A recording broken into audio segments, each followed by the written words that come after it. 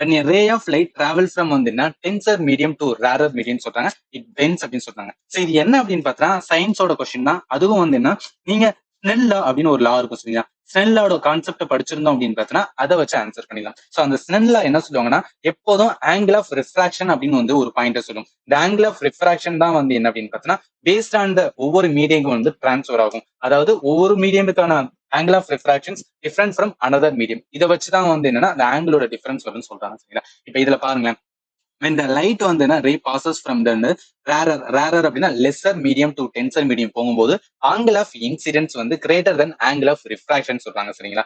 because light ray வந்து bends towards a normal சொன்னாங்க. அப்ப என்ன சொன்னாங்க, இப்ப அதாவது ஒரு லெசர் மீடியம்ல இருந்து ரேரர் மீடியத்துல இருந்து டென்சர் மீடியம் போச்சு அப்படின்னு பார்த்தா அந்த லைட் என்ன ஆகும்னா டுவர்ட்ஸ் நார்மலுக்கு தான் வந்து என்னன்னா பெண்ட் ஆகும் அப்படின்னு சொல்றாங்கல்ல. ஆனா அவன் கேட்டிருக்கிறது denser medium to rarer medium. அப்ப அதுக்கு அப்படியே ஆப்போசிட்டா இருக்கும். இப்ப லைட் ரே வந்து passes through denser medium to rarer medium அப்படின்னா the angle of incidence is smaller than angle of refraction because the light ray வந்து bend away from the normal அப்படின்னு சொல்றாங்க. இப்ப நம்ம என்ன சொல்லலாம், it's bend away from the normal and speed ன்னு சொல்றாங்கல்ல.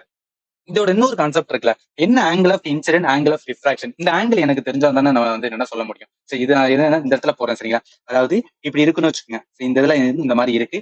இப்ப லைட் வந்து நான் இந்த இடத்துல வந்து பாஸ் பண்றேன் சரியா.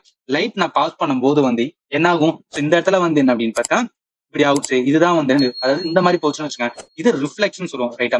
இது வந்து ரிஃப்ளெக்ஷன் ஆயிடும், இதுதான் ரிஃப்ராக்ஷன் சரிங்களா. சோ இது ரிஃப்ராக்ஷன் அப்படின்னு சொல்லுவாங்க. இப்ப இந்த ஆங்கிள் இருக்கு பாத்தீங்களா, இதுதான் வந்து அதாவது இது என்ன இன்சிடென்ட் ரெயின் சொல்லுவாங்க அந்த வருதுல. சோ அதுதான் வந்து இன்சிடென்ட் ரெயின் சொல்லுவாங்க. இது ரிஃப்ராக்ஷன் வந்து ரெயின் சொல்லுவாங்க. இப்ப இந்த ஆங்கிள் இருக்கு பாத்தீங்களா, இதான் இன்சிடென்ட் ரே ஓகேவா, அதாவது இன்சிடென்ட் ஆங்கிள் அப்படின்னு சொல்லுவாங்க.